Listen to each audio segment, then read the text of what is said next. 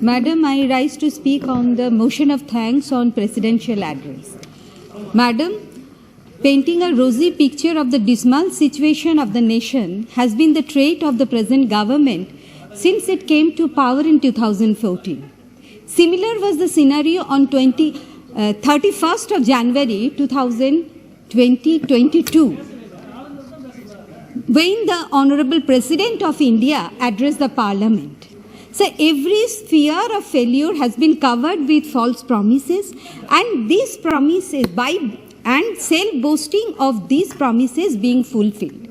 Madam, claims of the government are absolutely different from ground reality. In the current scenario, India has been performing poorly across all sectors, be it education or healthcare, or for even that matter, as basic and crucial as the agriculture sector. Madam, the Honorable President said in his speech that the government ensured food security for every citizen of India. But India is experiencing serious level of hunger. Over 35 lakh children in the country are severely malnourished, and more than 10 lakh are actually malnourished. Imagine the level when the entire population is taken into account. So the claim that every Indian manages 3 meals a day are absolutely false. Sir, Madam, the Honorable President mentioned that tele-law has benefited 13 lakh people across the country by enabling legal advice. But this is nowhere close to what is the actual need of the hour.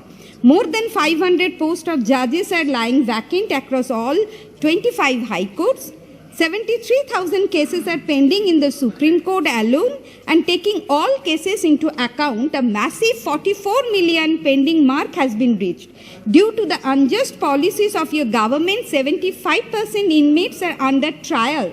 Among them, numerous might be innocent. Their lives are being destroyed. It is safe to assume that a large percentage of those dying in prison are not convicted of any offense, despite the promises of Article 21 that no person shall be denied life or liberty except by the due process of law.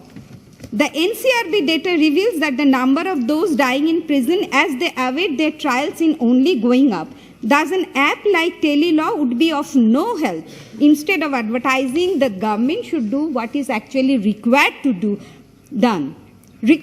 done. Madam, the northeastern states found a place in the president's sugar-coated speech, but the reality is very different from what he spoke. The unthoughtful, bogus laws of the government have pushed numerous people into a state of mental torture. In the recent case, Manik Dash, a resident of Borkhal village of Assam, committed suicide because of the government.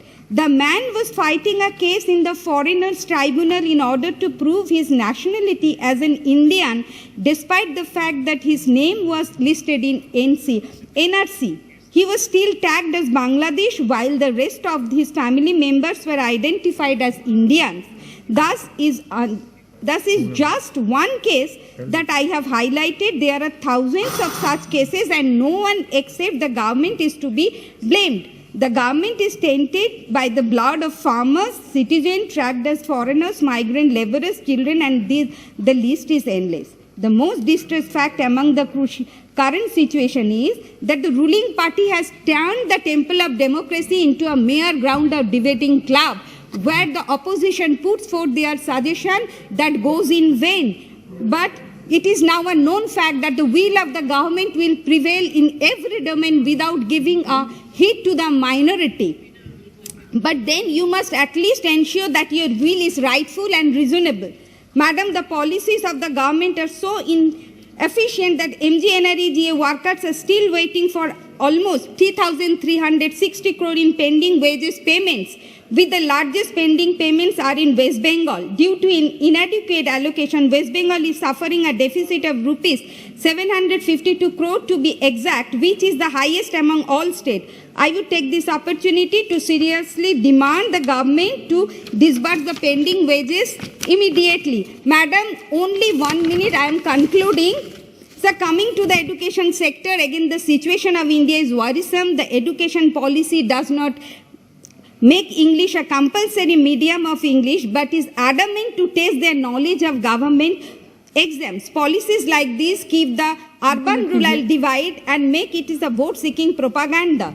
Sir, Madam, I would like to conclude by saying that in a situation where the country is suffering, people are looking up towards the government with a hope in their eyes. You are constructing a new parliament building, but with the aim to provide adhik subidha to the lawmakers.